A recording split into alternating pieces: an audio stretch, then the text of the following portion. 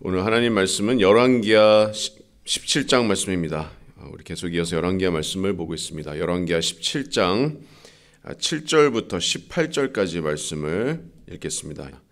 이 일은 이스라엘 자손이 자기를 애굽 땅에서 인도하여 내사 애굽의 왕 바로의 손에서 벗어나게 하신 그 하나님 여호와께 죄를 범하고 또 다른 신들을 경외하여 여호와께서 이스라엘 자손 앞에서 쫓아내신 이방 사람의 규례와 이스라엘 여러 왕이 세운 율례를 행하였습니다.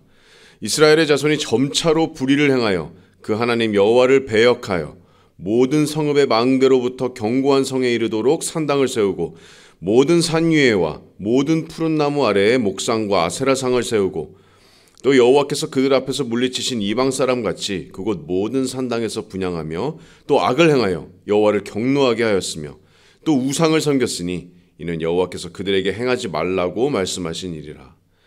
여호와께서 각 선지자와 각 선견자를 통하여 이스라엘과 유다에게 지정하여 이르시기를 너희는 돌이켜 너희 악한 길에서 떠나 나의 명령과 율례를 지키되 내가 너희 조상들에게 명령하고 또 내 종 선지자들을 통하여 너희에게 전한 모든 율법대로 행하라 하셨으나 그들이 듣지 아니하고 그들의 목을 곧게 하기를 그들의 하나님 여호와를 믿지 아니하던 그들 조상들의 목같이 하여 여호와의 율례와 여호와께서 그들의 조상들과 더불어 세우신 언약과 경계하신 말씀을 버리고 허무한 것을 뒤따라 허망하며 또 여호와께서 명령하사 따르지 말라 하신 사방 이방 사람을 따라 그들의 하나님 여호와의 모든 명령을 버리고 자기들을 위하여 두 송아지 형상을 부어 만들고 또 아세라 목상을 만들고 하늘의 1월 성신을 경배하며 또 바알을 섬기고 또 자기 자녀를 불 가운데로 지나가게 하며 복술과 시술을 행하고 스스로 팔려 여호와 보시기에 악을 행하며 그를 경노하게 하였으므로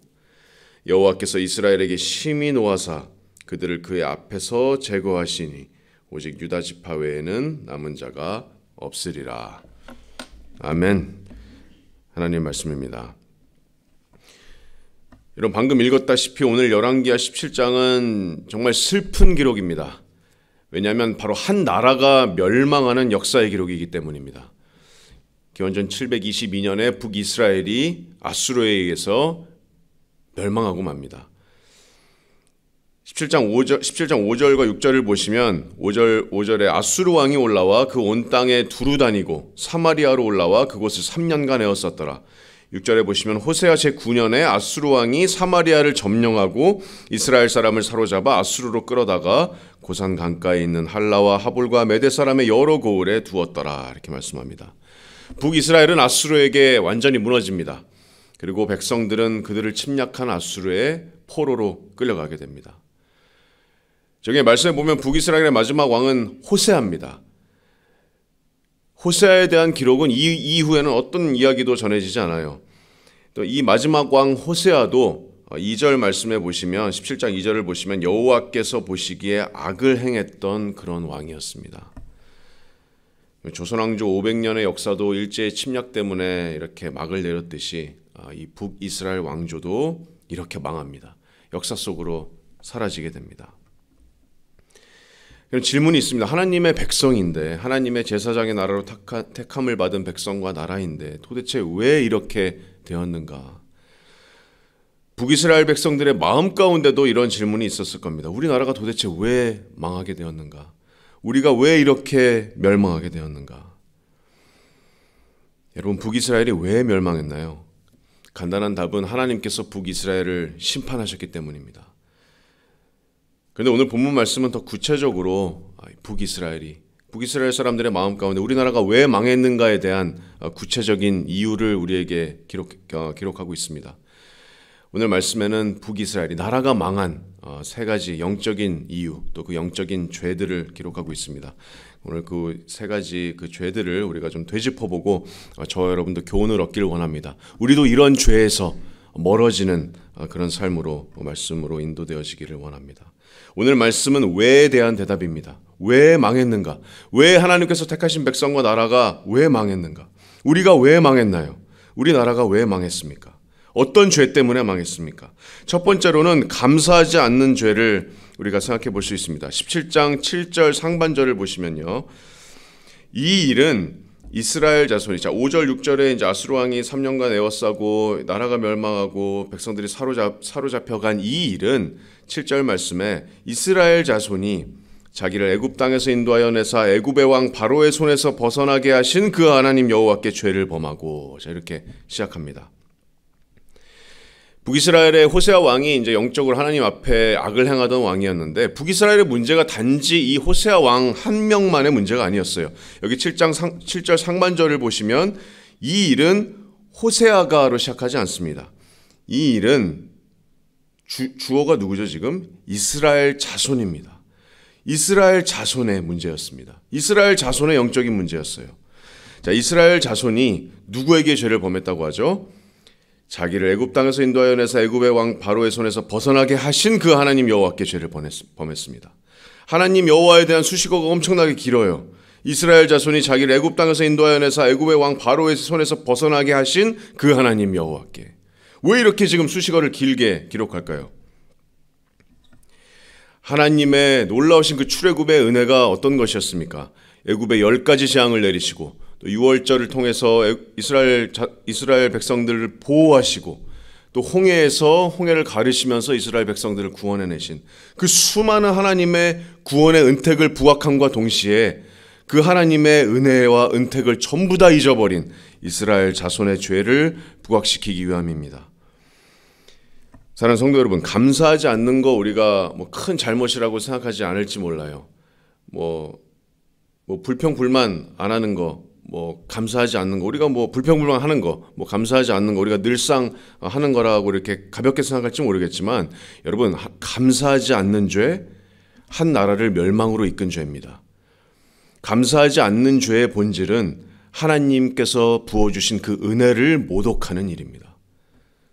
이스라엘 자손이 자기를 애굽 땅에서 인도하여 내사 애굽의 왕 바로의 손에서 벗어나게 하신 그 하나님 여호와께 범죄했습니다.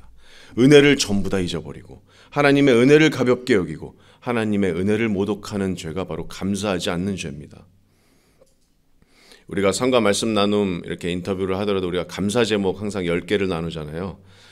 우리가 불평불만을 안 하는 것도 중요하지만 우리가 정말 감사하는 삶을 살고 있는지 우리가 돌아봤으면 좋겠습니다. 우리가 어떤 은혜를 입었는지, 하나님께서 주신 은혜를 가볍게 여기거나 우리가 그 은혜를 경시 여기거나 그 은택을 잊어버리는 그런 죄를 범하고 있지는 않은지, 감사하지 않는 죄를 범하고 있지는 않는지 생각해 봤으면 좋겠습니다. 우리가 감사가 삶에 없다면 정말 오늘 말씀처럼 우리를 구원하신 그 하나님의 은혜를 묵상하는 것에서부터 우리가 시작하길 원합니다.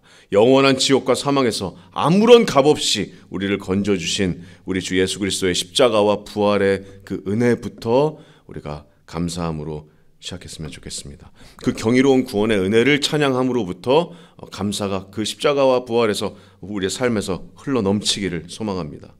그리고 그 구원 이후에 하나님께서 지금까지 우리를 선한 길로 인도하신 선한 목자와 같은 우리 여호와 하나님께서, 우리의 주님께서 매 순간순간, 매 삶의 순간순간마다 우리를 쉴만한 물가로 인도해 주시는 그 주님의 은혜에 언제나 감사하는 삶을 살기를 원합니다. 시편 103편 2절 말씀에 내 영혼아 여호와를 송축하며 그의 모든 은택을 잊지 말지어다 이렇게 말씀합니다. 성경은 기억하는 것에 대한 엄청나게 중요한 강조를 합니다. 잊지 말아야 할 것, 우리가 기억해야 될 것, 하나님께서 주신 모든 은택을 잊지 말지어다.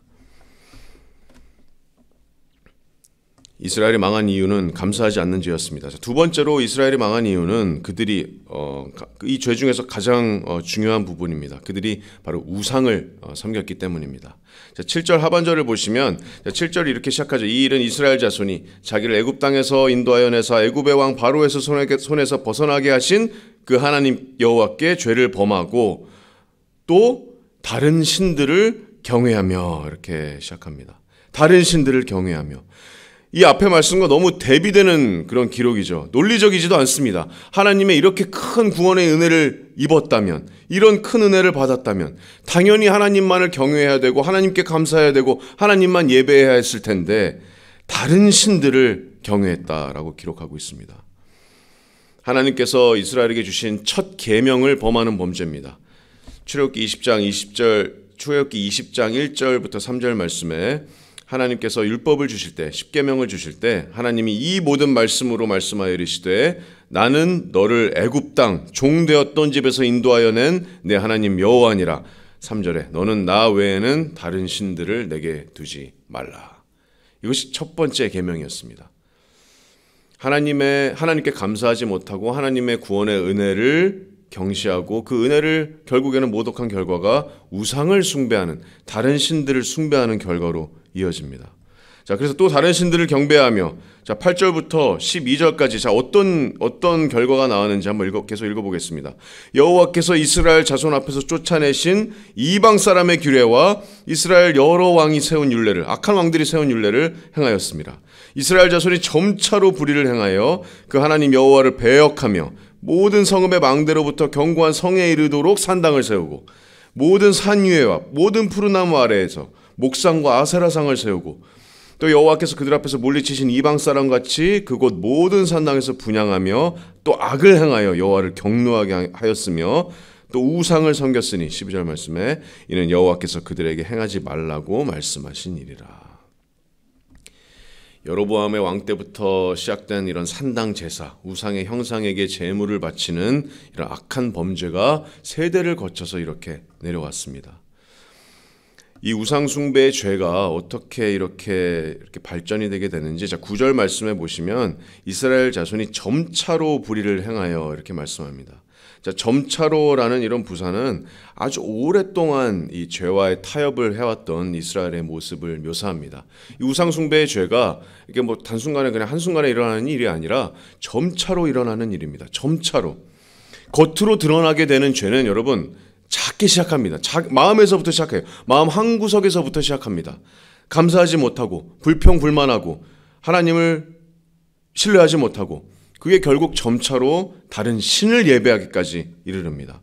오랜 시간 죄에 물들어왔던 이스라엘의 그 영적인 상태를, 그 단면을 보여주고 있습니다. 또 11절 12절에 보시면 이방 사람 같이라는 또 표현이 있죠. 11절에 보시면 또 여호와께서 그들 앞에서 물리치신 이방 사람 같이 그곳 모든 산당에서 분향하였다. 이 우상 숭배 죄가 여러 가나안 우상들의 영향을 받았습니다. 이스라엘 백성들은 계속해서 이방 나라의 백성들과 통혼을 하고 또 그 우상들을 섬기고 우상들의 영향을 받았습니다. 지금 우리도 그런 유혹이 있습니다. 세상에 우리가 젖어들고 물들게 되면 세상은 우리가 닮아야 할 것이 아니지만 하나님께서 우리를 세상에 두셨지만 우리를 세상에 속하지 아니하셨는데 우리가 세상 사람들 같이, 이방 사람 같이, 이스라엘 백성들은 이방 사람의 그 영향을 받아서 우상을 섬기는 죄에 빠지게 됐습니다. 그리고 이 우상 숭배의 죄가 얼마나 이스라엘에 만연했냐면 9절에 보시면 모든 성읍의 망대로부터 견고한 성에 이르도록 산당을 세우고 10절에 모든 산 위에와 모든 푸른 나무 아래, 이 우상 숭배의 죄가 이스라엘의 전역에 퍼져 있는, 정말 이 죄의 암덩이가 온 이스라엘에 퍼져 있는 그런 심각한 영적인 상태를 지금 묘사하고 있습니다. 이스라엘이 망한 이유입니다. 나라가 망한 이유입니다. 감사하지 않는 죄는 우상을 숭배하는 죄로 이어졌습니다. 점차로 이방 사람들과 같이 모든 이스라엘 전역에 죄가 이렇게 퍼져버리게 됐습니다. 우리도 자칫 영적으로 민감하지 않다면, 말씀과 기도 앞에 충실하지 않다면 우리도 아직 육신 가운데 있기 때문에 우리도 우리 자신을 잘 압니다. 우리가 우상을 만들어내는 우리 육신은 공장과도 같습니다. 우리가 잠시 영적인 끈을 놓게 되면 물론 우리는 지금 뭐 조각된 형상이나 동물이나 자연을 뭐 우상화하면서 절하지는 않을 겁니다. 하지만 여러분 아시다시피 정말 많은 것들이 우리 삶의 우상이 될 수 있습니다. 생명이 있는 것이나 없는 것이나 이 지구상의 모든 것이 우리에게 우상이 될 수 있습니다. 우리의 마음속에서 우리가 계속해서 자라도록 물을 주고 있는 우상이 있는지 우리가 한번 우리 마음을 다시 한번 살펴봤으면 좋겠습니다. 점차로 이방 사람들과 같이 우리의 영혼에 퍼져가는 그런 우상 숭배의 그런 마음들이 있는지, 그런 죄들이 있는지, 단순히 우리가 놓고 절하는 게 우상 숭배가 아닙니다. 정말 지극히 위대하신 우리를 구원하신 하나님 외에 그 위에 내가 우선순위를 두는 것이 모두 다 우상 숭배입니다. 그것이 나의 욕심이 될 수도 있고, 심지어는 나의 가족이 될 수도 있고, 아니면 뭐 맛있는 음식이 될 수도 있고, 아니면 뭐 TV 프로그램이 될 수도 있고 내 자녀들도 될 수 있고 아니면 심지어 내 사역이 우상이 될 수도 있습니다. 학교 성적이 우상이 될 수도 있고 나의 그냥 커리어가 우상이 될 수 있습니다. 모든 것이 이 지구상에 있는 모든 것이 하나님 위에 있는 순간 그것이 우상 숭배입니다. 아주 작은 것으로부터 내 마음으로부터 시작하지만 그것이 결국 내 영혼에 퍼져버리는 그런 우상 숭배의 그런 죄가 되지 않는지 우리의 마음을 살펴봤으면 좋겠습니다. 우리는 하나님 이외에 다른 어떤 것도 예배하면 안 됩니다. 우리가 이 죄에 빠지지 않기를 원합니다. 자, 마지막으로 이스라엘이 망한 세 번째 이유는 말씀에서 이렇게 강조하는 하나님의 말씀은 불순종의 죄입니다. 불순종의 죄. 자, 13절을 보시면 여호와께서 하나님께서 경고하셨어요. 그냥 이것을 그냥 방치하지 않으셨습니다. 여호와께서 13절에 보시면 각 선지자와 선견자를 통하여 이스라엘과 유다에게 지정하여 이르시기를 너희는 돌이켜 너희 악한 길에서 떠나 나의 명령과 율례를 지키되 내가 너희 조상들에게 명령하고 또 내 종 선지자들을 통하여 너희에게 전한 모든 율법대로 행하라 하셨으나. 자, 우리가 북이스라엘만 생각해도 우리가 엘리야와 엘리사를 생각나게 합니다. 우리가 그들이 정말 영적인 아버지로서 이스라엘에게 어떤 하나님의 대언의 말씀을 전했는지 선지자와 선견자를 통하여 하나님께서는 계속해서 말씀하셨어요. 근데 14절에 그들이 듣지 아니하고 하나님께서 이렇게 말씀하셨으나 그들이 듣지 아니하였다. 그들의 목을 곧게 하기를 그들 하나님 여호와를 믿지 아니하던 그들 조상들의 목같이 하였다.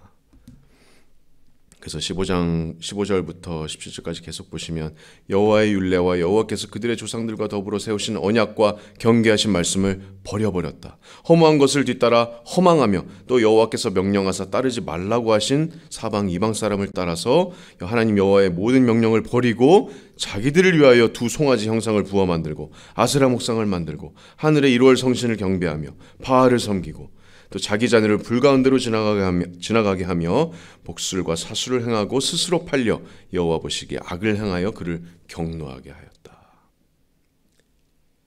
이스라엘 백성이 듣지 않았습니다. 불순종의 죄입니다. 들어도 순종하지 않는 것. 불순종의 영입니다.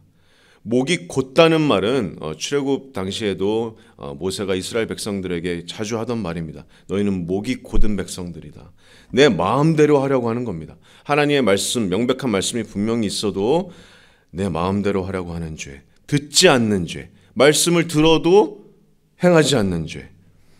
그 불순종의 죄는 하나님을 그 이면에는 하나님을 정말로 진심으로 진정으로 두려워하지도 않고 경외하지도 않고 하나님을 제대로 알지도 못하고 또 하나님과 그 말씀을 믿지 못하는 그런 불신앙이 그 뿌리에 있습니다. 그런 마음의 뿌리가 불순종의 죄로 나타나는 겁니다. 이 불순종의 죄가, 듣지 않은 죄가 이스라엘을 멸망으로 몰고 갔습니다. 우리에게는 말씀이 분명히 전해졌습니다. 우리는 압니다. 머리로도 알고 마음으로도 압니다. 하나님께서 분명히 전해주신 그 말씀을 듣고도 행하지 않는 죄, 그런 범죄함이 있지는 않은지 우리도 좀 돌아보는 시간이 됐으면 좋겠습니다. 오늘 말씀에서 북이스라엘이 멸망한 그런 세 가지 이유를 살펴봤습니다. 이러한 죄들 때문에, 이러한 영적인 죄들 때문에 오늘 18절을 보시면 여호와께서 이스라엘에게 심히 노하사 그들을 그 앞에서 제거하시니 오직 유다 지파 외에는 남은 자가 없느니라 말씀합니다. 하나님께서 그들을 하나님 앞에서 제거하셨습니다. 혹독한 징계를 받아서 한 왕조가 완전히 멸망하고 남은 백성들도 포로로 끌려가는 그런 민족적인 절망을 겪게 됩니다. 그 이유는 단지 한 사람 왕의 문제가 아니었습니다. 이스라엘 자손의 죄 때문이었습니다.